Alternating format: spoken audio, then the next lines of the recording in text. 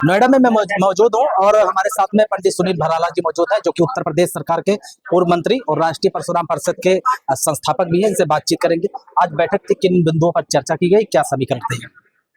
आज पश्चिमी उत्तर प्रदेश की कार्यकारिणी की बैठक थी और इस कार्यकारिणी की बैठक में आज विभिन्न मुद्दों पर चर्चा हुई है। आज जो है लव जिहाद पर चर्चा हुई है और युवा और युवतियों में जो नशे की तरफ बढ़ रहा है, ड्रग्स पर चर्चा हुई है, उसको रोकने के लिए चर्चा हुई है कि नशे को कैसे रोकना है।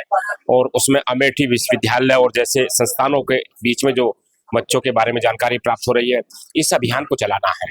और उसके साथ साथ में पूरे उत्तर प्रदेश से भगवान परशुराम जी का जो गोवा से प्रारंभ हुआ है कार्य, भगवान परशुराम सामग्री हर घर में सामग्री अभियान के निमित्त जाएगी। इसका एक पूरा एक पैकेज बना हुआ है जिसमें भगवान परशुराम होंगे, उसमें फरसू होगा, उसी में सामग्री होगी और वो घर घर में जाएगी उस अभियान को।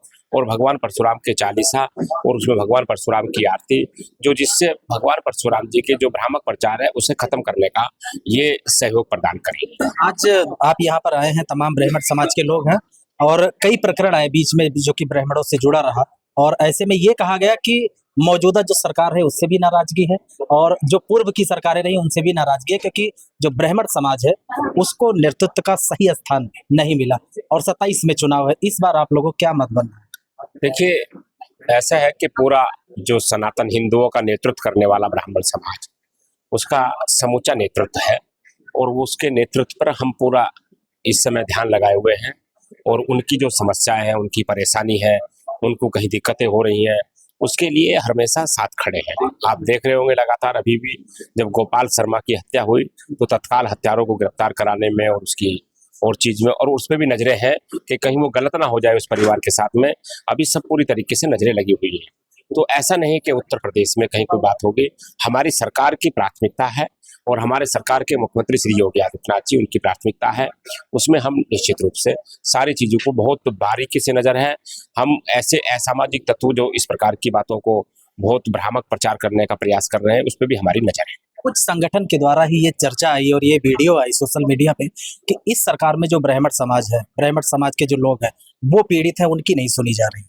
देखिए, उसमें कुछ ऐसा चर्चाओं का जो ये बाजार है, ये कुछ फैलाया जा रहा है। कुछ ऐसी मानसिकता के जो अधिकारी हैं, जो विपक्ष को कुछ फायदा देना चाहते हैं, कुछ ऐसे अधिकारी कर्मचारी जो विपक्ष को फायदा देने का प्रयास कर रहे हैं अंदर खाने। और ये जो ब्राह्मण समाज के जो लोग हैं वो थाने और तहसीलों पे जा रहे हैं, उन्हें अपमानित कर रहे हैं। और अपमानित की सूचनाएं कई जगह से हमें प्राप्त हुई है, वो हम संज्ञान उसका पूरा ले रहे हैं और उसका जल्दी निदान भी हम करेंगे, क्योंकि उन कर्मचारी अधिकारियों को चिन्हित कर रहे हैं जो समाज में इस बात का वैमनस्य फैलाने का काम कर रहे हैं। उनको बहुत जल्दी वे गिरफ्तार में होंगे, वहां से वे हटाए भी जाएंगे और उनके खिलाफ कार्रवाई भी कराई जाएगी। अगर किसी भी समाज का कहीं भी उत्पीड़न अगर अधिकारी कर्मचारियों ने किया तो निश्चित रूप से उसे कोई बर्दाश्त नहीं किया जाएगा। हिंदुत्व की आप लोग आवाज उठाते हैं और खोड़ा में अभी एक घटना हुई, एक प्रकरण हुआ, उस पर क्या?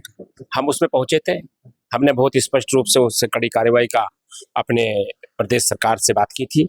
उस पर बड़ा एक्शन भी हुआ है और निश्चित रूप से उस परिवार को राहत भी मिली है। और ये जो जिस प्रकार का एक अभियान है जो ये अंदर अंदर चल रहा है, उसकी भी एक तलाश जारी है।